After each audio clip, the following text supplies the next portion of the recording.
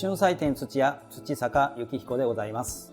今回ご紹介させていただきますレシピはかき揚げ天丼です。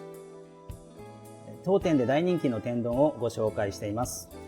ご家庭で作ることはなかなか難しいが、いくつかのポイントを押さえることでサクサクな天丼を作ることができます。手軽に作れるタレもご紹介しておりますので、ぜひお試しください。一番だしに使います材料のご説明をさせていただきます。まず、お水、軟水です。次にだし昆布ですね。鰹節となります。では一番だしを火にかけていきます。ご用意いただきましたお水ですね。水道水をお使いの場合は、浄水をお使いください。ミネラル水をご使用の場合はなるべく硬度の低いもの、軟水ですね。軟水をお使いいただくと美味しいお出汁が引けます。では、昆布ですね。だし昆布ですけども、表面に汚れがついている場合がございますので、軽く絞った布巾で汚れの方を軽く取ってください。表面に白く浮いてます粉は昆布の旨味になりますので、あまりしっかりその粉を取ってしまいますと旨味が減りますので、汚れだけ取るようにしてください。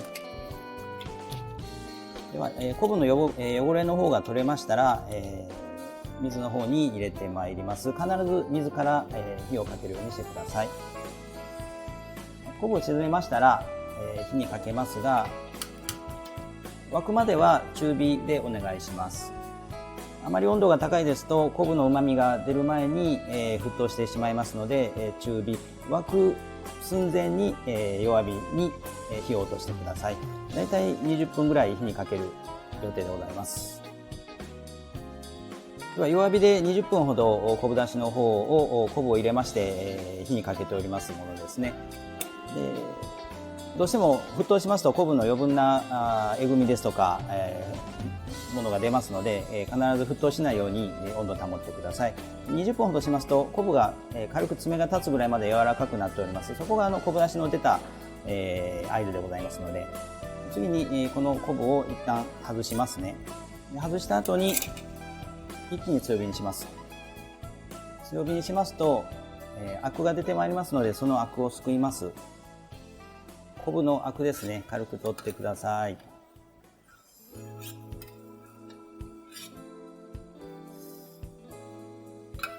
余分なアクすくいましたら、火を切りますね。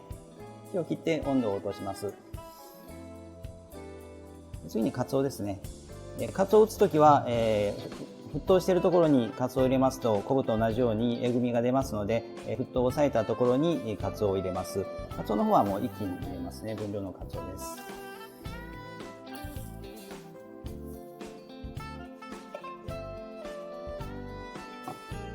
自然な状態でカツオが沈んでいく状態がいい温度となります。鰹節の場合は昆布と違いまして、薄く削ったものですので旨味が出るスピードがすごく速いです。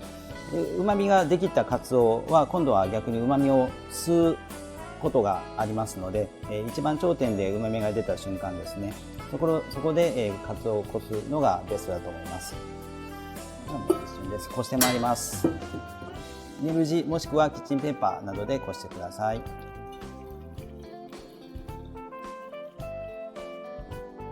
なるべく静かにこしてください。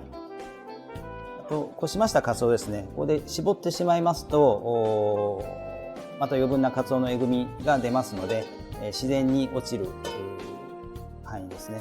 こちらで完了となります。一番だし以上です。では天丼に使います食材のご説明をさせていただきます。まずかき揚げの食材です。本日は、車エビ、ホタテ、舞茸、三つ葉、あと卵黄を使います。かき揚げを、揚げますサラダ油、揚げ油でございます。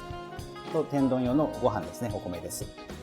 次に、タレですね。天丼のタレとなります材料です。一番だし、おだしですね。濃い口醤油、たまり醤油、みりん、砂糖が入ります。あと天ぷらの衣に使います、お水、卵、薄力粉でございます。天丼のかき揚げの食材の下処理してまいります。まずは車エビですね、殻の方を剥いてまいります。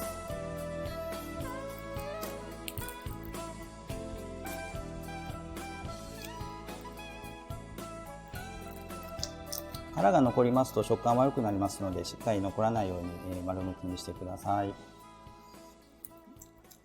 皮を剥くときに、エビに背わたがあるようでしたら、背わたの方も注意しながら取ってください。これが背わたですね。エビの殻が剥けましたら、一度、エビの方を流水で、冷水ですね、氷水の方で洗ってまいります。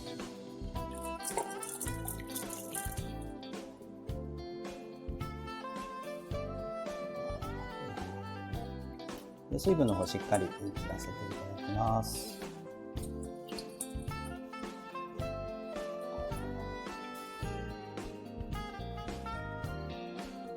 続きまして、包丁ですね、大きさカットしていきます。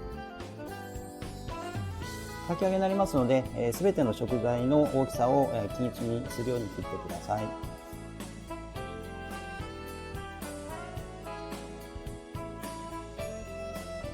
エビが切れました。まず貝柱ですね。貝柱も、エビと同じサイズの大きさに揃えるように意識して切ってください。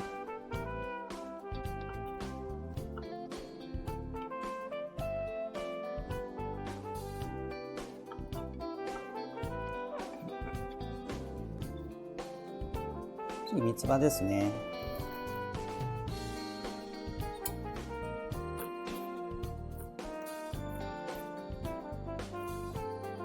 三つ葉は彩りになりますので、これも大きさ揃えて切ってください。最後、舞茸ですね。舞茸は硬い石突きの部分を落としまして、あとは手でほぐしていただければいいかなと思います。これも大きさ合わせてください。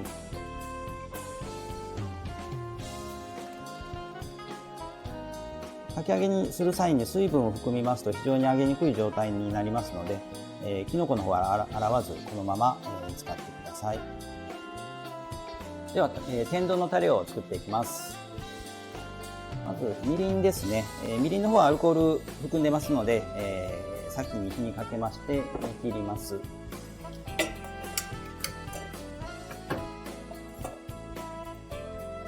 みりんはアルコール含んでますので、外火が強いとアルコールに引火する恐れありますので、鍋から出ないぐらいの火加減でお願いします。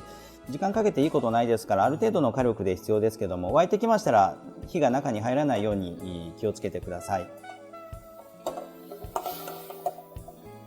ではみりんが沸きましたので、次にお出汁ですね。分量のお出汁です。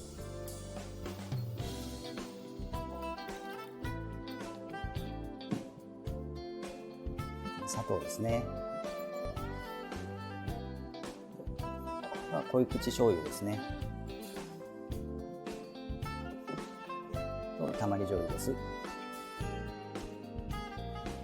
分量全部入りましたので、強火にしまして、一沸きですね。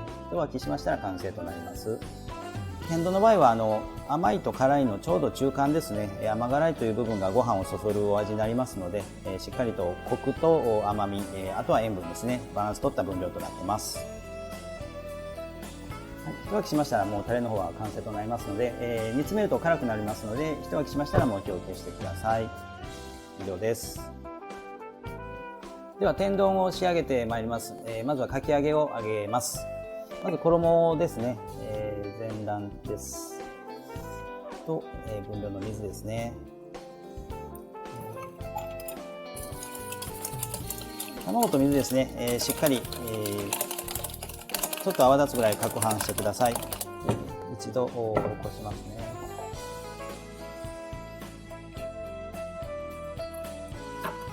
ではこした卵水に、こちら粉の方もあらかじめふるっておいてください。粉が入りますと、ちょっと叩きながら、切るように、混ぜすぎないように、してください。続きまして、かき揚げのネタですね。ネタの方に、打ち粉をしてまいります。これも軽く、混ざればいいかなと思います。ネタと、衣の接着剤になりますので、軽めで、衣をまぶしてください。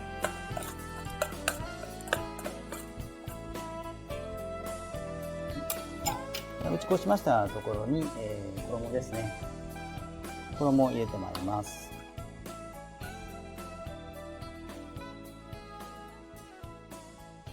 軽く混ぜてくださいね。さっくり混ぜてください。ではこれ昨日玉じゃくしですねなどがあるとかき揚げの方が揚げやすくなりますので、ご用意があればお願いします。では油の方は170度から175度ぐらいの油で、香ばしく揚げますね。では揚げてまいります。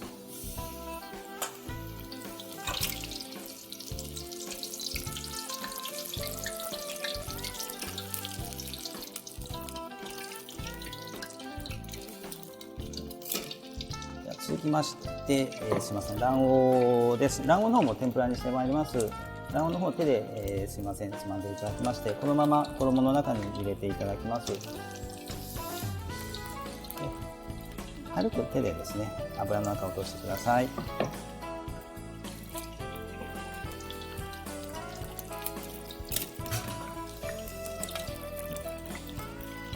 は、かき揚げの方はこれぐらいこんがり揚げてくださいね。続きまして卵ですね。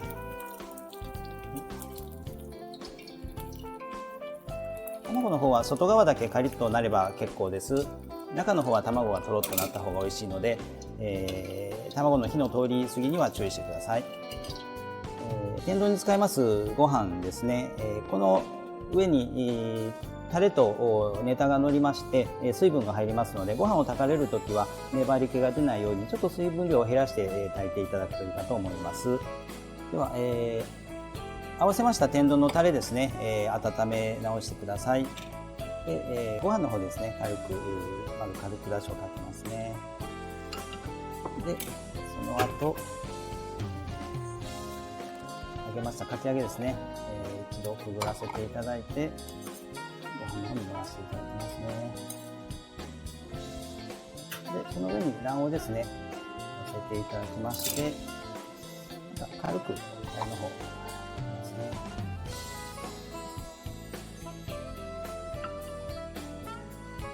では天丼の方完成でございます。